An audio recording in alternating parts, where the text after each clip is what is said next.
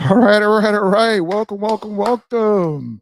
I'm James Oliver Jr., managing partner of Kabila Ventures, a new venture capital firm coming soon. Stay tuned. Cannot wait to reveal more when I'm able to do so. I'm CEO of Kabila, which connects overlooked founders to capital, co-founders, and community. And I'm husband to an amazing wife and co-founder of the world's cutest twins.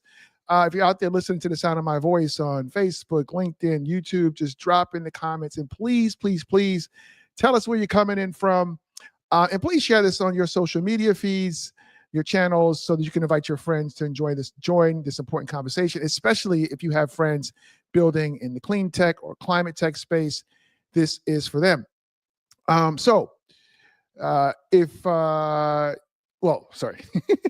We're going to have a conversation today with my new friend, Miguel Granier. Hopefully I pronounced that correctly. Miguel, Managing Director of the Cox Cleantech Accelerator Powered by gener8tor. Welcome, Miguel. What's up, man? Hey, how's it going? And actually, you did say my name perfectly, and that is an accomplishment because it's not easy. I know. Well, I had French in like 9th and 10th grade or something like that. So it's Yeah, I Granier, think the right? Spanish and the French sort of combination throws people off sometimes. Yeah, that is a little confusing. I do admit that.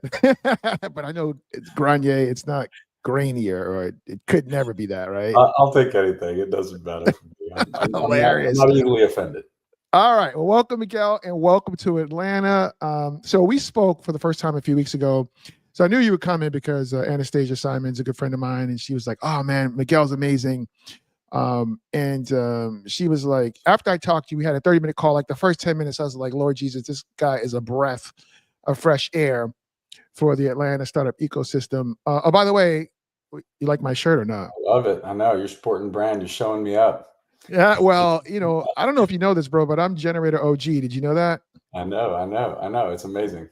I was in, I think, which was what was the second gener8tor cohort in Madison in the winter of 2013. Yeah, and that's the cool thing about generators. Generally, is that the generator came out of not out of Silicon Valley, out of New York or Yeah. Boston, but it came out of the Heartland, it came out of Madison. It's kind of something that a lot of people don't recognize, but that's a big piece of the mission for gener8tor is to go find these sort of underrepresented environments and to create startups out of that. Showcase them, give them the platform, give them the recognition that they need so they can attract more capital. And that's Yeah. what we're trying to do in Atlanta, and that's a huge part of why we started the Cox Cleantech Accelerator and why gener8tor was the partner, sort of the perfect partner to fit in with that one.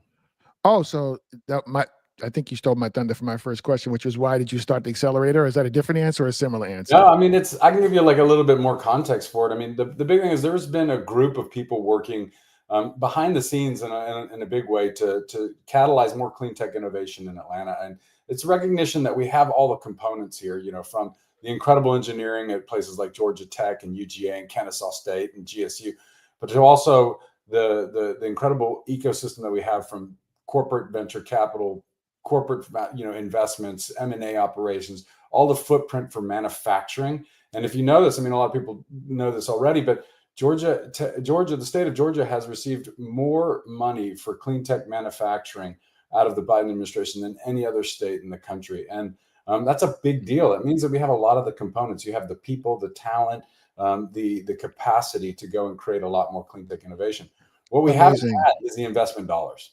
And so a big piece of this was, Cox, an incredible Cox Enterprise, an incredible Atlanta-based, firm came in, a family-owned operation came and said, we want to catalyze this ecosystem, make sure that we get enough money to get more founders, to get more startups out of Atlanta, and also just to create that flywheel of saying, if we attract and build startups here that stay here and grow here, then we'll have more startups and more capital coming to the city across the board, right? And clean tech is the sector that we're focused on, but recognizing that if the rising tide lifts all ships, and there'll be a lot of other industries that benefit from just additional attention coming to the market from investors and partners.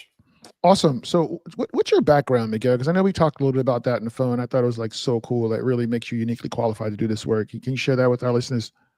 Yeah, I mean, sort of oddly, I think I came to venture capital in part because I started out as a lender, but I was an urban planner, and I was really focused on sort of the systemic issues of entrepreneurship, and how do we spread that out? How do we get more people involved in entrepreneurship, and particularly on the technology side? And then from there, I ended up working in a family office and was able to launch one of the very early impact investment funds that focused on not just investing in credible startups, but investing in credible startups where they weren't before, where they didn't have that tradition, where money wasn't going, because we had, a pool of capital that was willing to go do that. Leaving the family office in about 2009 or so, I moved up to Boston, and in Boston, I actually started my own investment company called Invested Development. And we raised our first fund in 2011. That was a fund focus on tech startups. Clean tech was a piece of that, definitely. Distributed energy was a part of that. And we did investments across 8 countries, and including mostly in emerging markets, so sub-Saharan Africa, South Asia, and a bit in Latin America, but some in the US as well. And from there, we built a series of other funds. 2019, I came back and sort of wanted to look around and say, what is next and what should I focus on? Clean tech was definitely it. I'd relocated back to Atlanta, and I saw the ecosystem here, and I said, this is the perfect place. Wait, you've been here since 2019? Innovations, 2019. How is it I'm just meeting you? I don't understand. I'm so confused. Well, COVID was a big disruptor. It sort of sent us all into our little holes. And I think, actually one of the problems with COVID that actually we don't talk enough about is just that it did sort of strengthen this small pockets, these little hubs of people that we have. And that just creates additional separation, because we were sort of forced into shrinking our networking. I think we got caught into even smaller pockets. And now that we're doing something like the accelerator, a big piece of what I'm doing is just reaching out to everybody and saying, hey, come on, let's bridge these gaps. Let's bring more people into the TP. Let's 100%. Yeah, which is why I'm so delighted to talk with you. So you made a comment earlier that Georgia got so much money from the Biden administration. Like, how are you anticipating the election changing, funds available for clean tech in Georgia? Yeah, that's a great question. The truth is not a whole lot on the short term. The Biden administration with the BIL, the bipartisan infrastructure legislation, and then the Inflation Reduction Act, the IRA, were sort of the two of the big ones that funded a lot of the incentives for that clean tech manufacturing that has come to Georgia. Good thing is, one, most of that went to red states, so we already have support within the legislation that's going to protect that. Two, they actually did a pretty smart job of creating the policy and shipping the money out the door, putting it into third parties' hands already. The tax incentives are a bit at risk, and in theory, I think, and that's something that they could at a federal level, not necessarily at the state level, though, right? And over the long term. In the short term, they're just not going to really make any changes.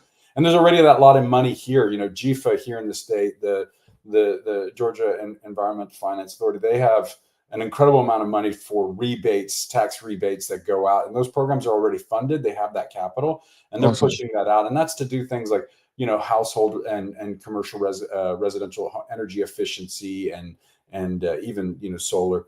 There's programs like Solar for All in Georgia as well that will put a lot more rooftop solar in the hands of people who need it. So there's plenty of that money that's out there. Tax benefits for corporations tend to not get scaled back once they're out there. Awesome. Okay, so cool. So let's talk about the program. How long is the program? So the program it's a 12-week program, fairly sort of traditional in the generator format, in that we're going to do 12 weeks. When you start, we kick off the program. We bring in a lot of mentorship. It's not a formal curricula. We're not going to go out and do sort of the classroom learning. We expect a lot of the startups to already be at that level. But what we do is bring in a lot of mentors to make sure that you're getting access to people, the advice that you need. And one of the things we think about is that there's advantage to sort of getting a lot of different opinions and perspectives up front.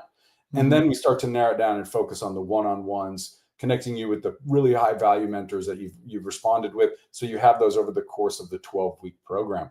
In the middle and around the edges, I also focus a lot on commercial. So one of the things that we're really, really key on is, can we bring corporate buyers to startups at as early a possible stage as we can get them? And we realize that corporates are hyperscalers for startups, especially in our ecosystem. So that's an advantage of something that we can lean into in Atlanta, because we have this incredible we have 33 Fortune 1000 companies. We have 300 plus headquarters of global companies in Atlanta or in the Atlanta Amazing. metro area, right? Yeah. That's incredible. So lean into that. So we're going to go and say, these are hyperscalers for startups. If you can get a contract or a commercial agreement with one of those companies, you're going to be able to raise capital because you're validated and everyone sees that you've got market traction. So that's going to make it a lot easier for us to go. And on the back end of those 12 weeks is really, we're going to focus on that. Okay, how do we make sure we get those commercial contracts? And then also, how do we go out and help you raise capital? I mean, And the that's contracts amazing. don't have to be this at scale, massive $200 million contract. It could be as simple as, hey, you got a pilot, because that pilot is validation to the investors that are looking at your technology. Are those pilots typically paid? It depends, right? I mean, I think it depends on the type of company. So in a lot of times, companies are willing to just go out there, the startups are willing to just go out there and give it free. Because in particular, let's say if you're in a regulated environment like energy often is, a lot of times you need to go and sort of test that in a small area that's controlled, because you can't access the full market because of those steep regulations. In those cases, it's worth it to go partner with somebody like a utility, of course, or a cooperative, and go and say, hey, look, we'll work with you. We don't need you to pay us. We just need to go and get this validation in this test bed. And the validation is huge, because when you talk with investors, that makes a big difference. What's the difference between clean tech and climate tech? So that's a great question. And honestly, I don't have a great answer. I mean, when we look at clean tech, and I think we're approaching it very broadly, I would say that clean tech, climate tech, and sustainability tech, they're all generally going to be interesting to us. Like, we're going to look at all of those across the board, because the problem is really the same, and you can kind of measure it. And we have a system right now that's built very, very much on burning fossil fuels in order to generate significant amounts of the product we do, and also to handle the waste that we generate because of our consumer nature. And so for us, I don't look at it and say, hey, what we need to do is spend less money, build less. That actually, I don't think is progress that we need. What we need to do is we need to do those things better, and we need to do them more responsible, and we need to look at the full cycle of any product or any service that we offer. So when we look at clean tech, it's really sort of all of those components of our production, our distribution, and our consumption of products and services. And can you make those less carbon intensive? And can you make those more sustainable? That's really our broad focus. And it's tech, because in the end of the day, we're trying to scale technology entrepreneurship, trying to scale companies that will build and feature technology products that can scale very rapidly. That's an important part. So this is a maybe confusing question, but I think you might get it though. What types of startups are you looking for? So all of us, I mean, again, leaning into what it matters in Atlanta, we can help companies, we can help startups that really need to scale on the rails of larger companies. And that's something that I think we can do pretty well. So when you think of this as clean tech, as, maybe at the enterprise scale or B2B more focused slightly than B2C, not that there's not B2C opportunities in there, but it's even usually reaching those customers is going to go through one of those corporate rails. So we do look at that component. Startups from the earliest stage, we are with our cohort of 5 companies in each cohort. We'll do 2 cohorts a year. With those 5 companies, we'll have some that are very, very advanced, but not commercial at all yet. In other words, the technology is ready by and large, but they haven't gone out and found a customer yet. So that's going to be sort of at that early stage. And then in the later stage, we've got companies that honestly already have customer. They've already sort of reached out into the market, but they probably haven't reached the scaling customer, the hyperscalers in that corporate side that they're really after. And they want to sort of reach out to more of those.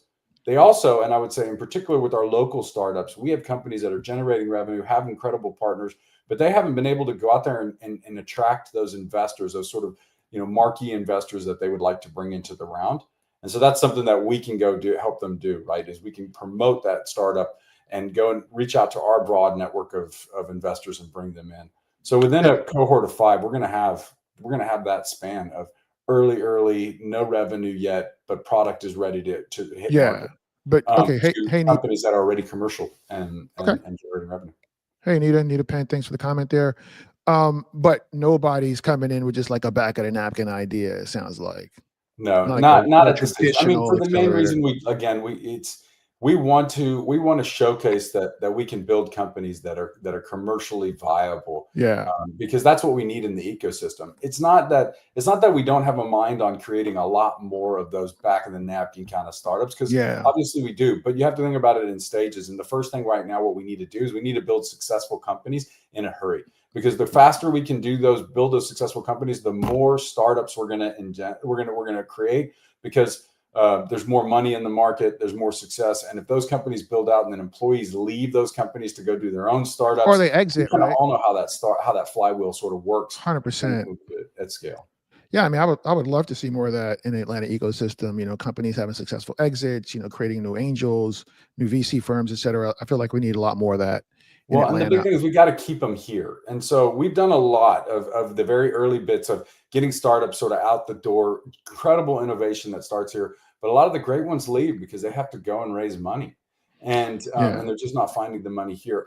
What we're yeah, looking at is saying, if we can get you to come, if we can get you to stay here, because we can get commercial deals for you pretty early, then we can go and raise that money, because money will travel if it has a good reason to. Money will come yeah, out of the Valley, come out of New York, come out of all the regions of the country. If what you can show is there's a reason for us to be in the Atlanta area or in the Southeast, because yeah. that's where our customers are. If we can show them that, the money will come here, no doubt. Yeah, and that's a great point. I mean, at the top, I mentioned I'm launching Kabila Ventures, but we're pre-seed, right? So we need more Series C, Series A, and beyond money in this area as well. You did say that the money will travel, but it'll be good if we had a nice hub of that as well here in Atlanta. So Nita wants to know, how often will you be running the programs? I think you said twice a year, yes? Twice a year, yep. So we'll kick off our first cohort. We're taking applications right Mhm. now through November 17th. So that's a Sunday evening. You got till midnight, November 17th, to get the application. Okay, through Sunday. Perfect. That was one of my questions. So what is the amount of the investment and the terms? Yeah. So this is the greatest thing about this. It's $100,000, but it's either a safe note, uncapped, or it just goes into your existing round. So this is this friendly capital as you're going to get from an accelerator. And considering the value that we're bringing, the only way that can happen is because Cox is being very generous as a sponsor of this program. That's These are really, amazing. really, really That's friendly. very different from the typical generator, convertible Absolutely. note, like a $2 or $3 million cap or whatever that is. So, Exactly. Yeah. well, that makes In most sense, right? cases, you're going to give up 5 to 10%, somewhere in between 5 to 10% for a Yeah, $100,000 investment in accelerator, and that's really, really common. yeah. Because Cox really wanted to be able to go and say, let's accelerate this faster. And actually, all of us, we want to let's get this faster. This allows us to Mhm. grab companies that are a little further down, so we can stage those cohorts. And I think there's a nice advantage to those early companies that haven't gone commercial yet, being in a cohort with companies that already have commercial contracts, It's validated incredible. revenue, learning from each other. And that floating terms of the safe agreement, uncapped safe agreement, or just into your next round, those floating terms enable us to build a cohort like that. That's incredible. I did not know that. I think that's super, super awesome. Um, yeah, weird question. Do you accept solo founders? We do. I mean, there's absolutely no limit on that. I mean, again, if a solo founder can get the product to where we look at it and say, you know what, within a year span or less, you're going to have something that we can pilot. It is at that stage, then absolutely. And what I would say is, if you're going to come in, take that $100,000, let's map out a plan for you to build a team around you, because no one should stay a solo founder or for very long. You should bring in partners. You need to share the burden. Doing a startup is the hardest thing any of you are going to take on.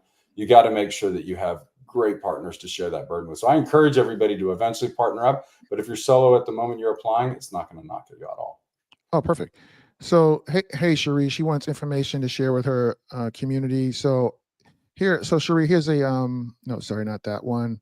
Here we go. You can share this link, gener8tor.com/investment accelerators/Cox/Cleantech. Cherie, you could share that. That website has information about the program. I think that would get you what you need, Cherie. It's got the program information as well as a link to the application. The application's simple. It doesn't take a whole lot of time. If you got a pitch deck that you can upload, you're going to answer a series of questions, but I haven't heard any complaints from the applicants that we've had so far in terms of it being difficult in any way. Cool. And as you mentioned, applications close on Sunday. Sunday evening, yep. So what can founders do to submit a great application? Really, I mean, it's a pretty simple application, and having a good pitch deck that you've already prepared, that you're sort of ready, cover all the points. What I always say is it's what, why, how, who, and how much. Make sure you hit those things on your How much being pitch how deck. much you're raising, or how much you Yeah, can how make. much you're raising, exactly. So what is it that you're doing? How, what, why are you doing it? What's the market? What's the problem you're solving? How's it going to do it? How are you going to get into that market? What's your what is your production or distribution? All of those components. The who, what's your team? The how much is how much money you're needing to raise, or to build that, to reach Yeah. that market. And then the what was the last one? I said what, why now? Who, what, how, But and how cover much. those, yeah, and I mean, cover those, cover the what, why, how, who, how much. Cover that in a PowerPoint. If you have that already, then you'll be able to fill out that application. So who's making the decisions? I mean, obviously you're one of the decision makers. Is there, who else is on the committee making decisions about who gets in? Yeah, so we have a small team. That's the Cox Cleantech Accelerator team, and we'll do the initial calling, just making sure that all the ones that we apply are a good fit for the program based on that, the general condition that we're looking at. Are they clean tech, that kind of thing. But is it a viable business already? That kind of thing. Once we get to that one, then we send out a brief interview that's asynchronous that you get to do on your own, but you're responding to questions and you're recording live answers. That one we have support from Cox as well as gener8tor team in order for us to review all those, and from there we'll cull it down to the top 20 or so entrepreneurs. Those 20 will do in person, virtual, but not asynchronous, not in person. Sorry, virtual, but not asynchronous interviews with a selection committee that consists of folks from Cox, from the community, from the Georgia Clean Tech Innovation Hub, from gener8tor and the Cox Cleantech Accelerator. Yeah. So you didn't mention this, but I suspect this is true for you as well. And if it's not, please let me know. But I do these things all the time, and I tell founders all the time, because I have my own founder community. Investors invest in lines, not dots. And in most cases, this is a new program here in Atlanta, but in many cases, they've been doing this for years. So they already have like this funnel of founders that they already know, like, and trust, that have been keeping them updated on their progress for the last several years. And like, they're like, all right, they're ready. But this case is different, but still, like, Miguel's human. I guess this is the part where you can tell me if I'm wrong here, Miguel. But like, he has to get to know you. Hannah, I don't know if Hannah's Hannah, if you're out there listening, could you just drop in the comments that you're here? Hannah is working directly with Miguel. But investors invested lines, not dots. So, if you're watching this, go connect with Miguel. Miguel, is it okay if people connect with you on LinkedIn? Absolutely. So And here's if you on go LinkedIn. to the website, also you'll see my contact information as well. If you, Right. Can you connect you by email? Is that okay? Absolutely. All right. So there's your email. I put it up there. I wasn't sure if that was going to be okay. No, of course, But it's on the website. I mean, we're reaching out to everyone. We're trying to build community here, so that's a big piece of what we're but what I'm trying to speak to here is trying to instruct people how to move to build social capital, how to create lines out of dots. So if you send him a LinkedIn connection request, don't just send the connection request, because he probably gets 100 of those a day. Send a personalized note. Hey, Miguel, I saw you on the chat with, the LinkedIn Live with James. Really appreciated this thing you said here. I'm building in clean tech. Please connect with me. So 99.9% chance he'll accept that connection request. Yes or no? Yeah, absolutely. That's it. And then from there, now you can engage with him. You can follow. You can engage with his content. Just how to organically build these relationships so that when he sees your application, he's going to be, okay, I know this person. He's looking at it a little bit differently. That doesn't mean you're going to get in, but it's helpful. And if it's only 5 slots and you're probably going to get hundreds of applications, I'm guessing.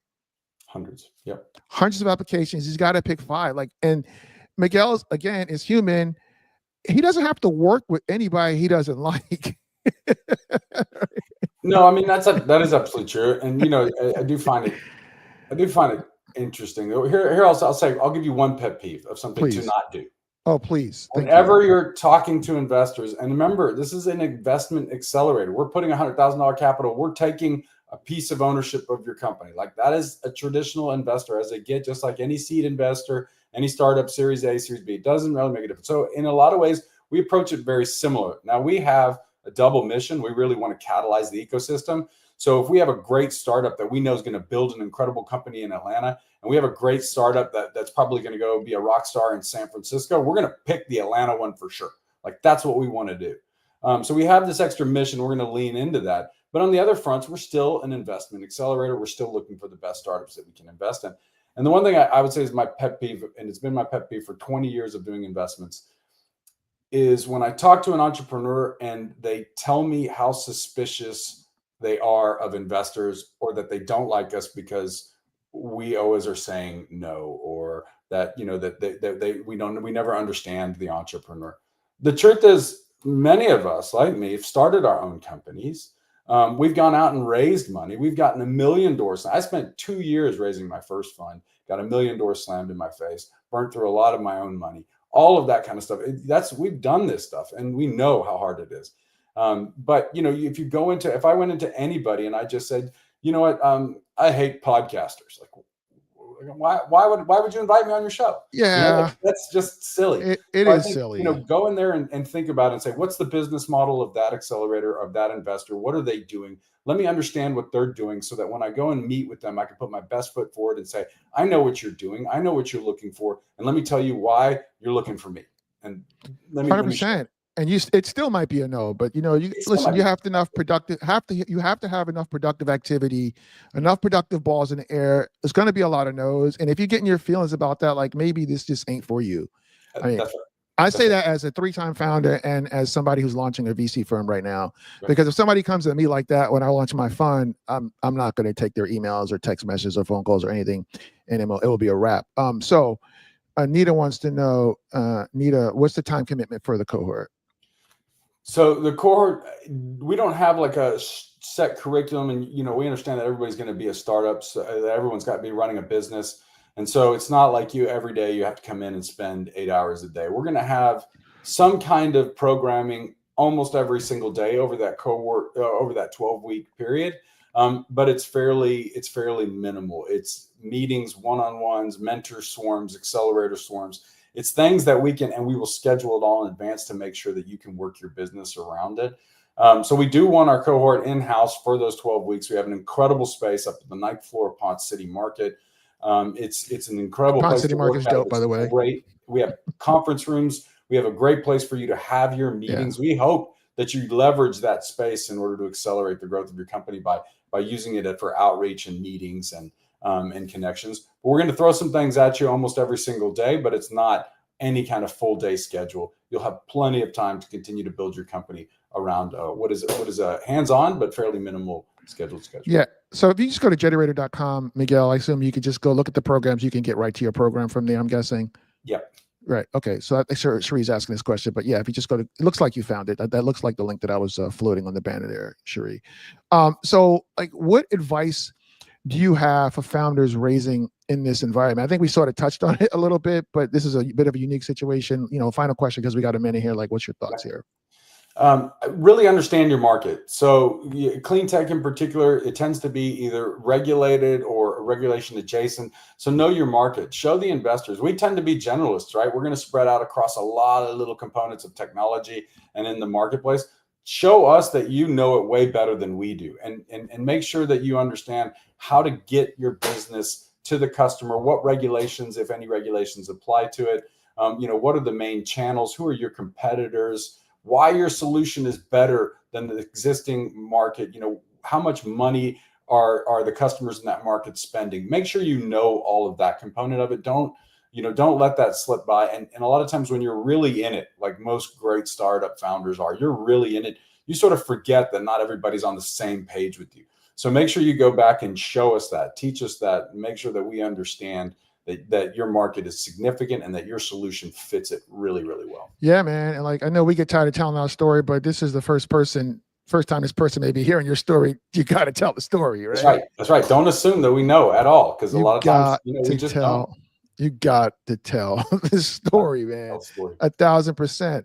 All right, man. This is great. Thanks everybody for the comments. I appreciate you. You can reach out to Miguel Granier at gener8tor.com. connect with him on LinkedIn, send him a LinkedIn connection request, a note with the connection request, more likely to accept that. Stay in touch with him. Ask him if you could add him to your update list, right? So he could, I don't know if he has time to read them all, but he might, right? You got to help him take these dots and create a line, right? And also, he did say they're looking to have people who want to stay and build here in Atlanta.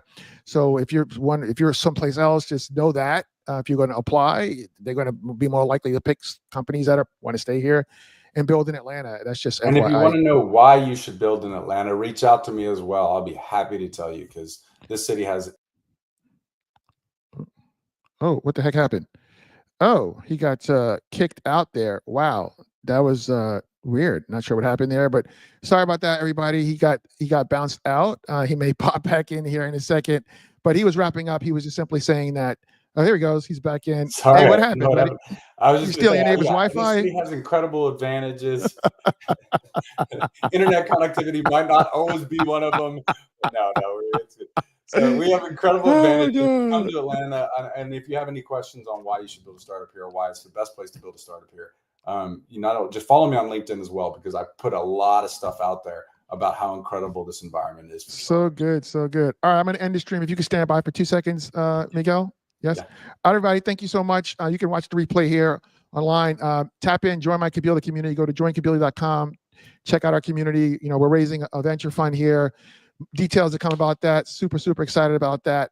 Have a good day, everybody. See you next time. Stand by, Miguel. Later. Thanks for having me.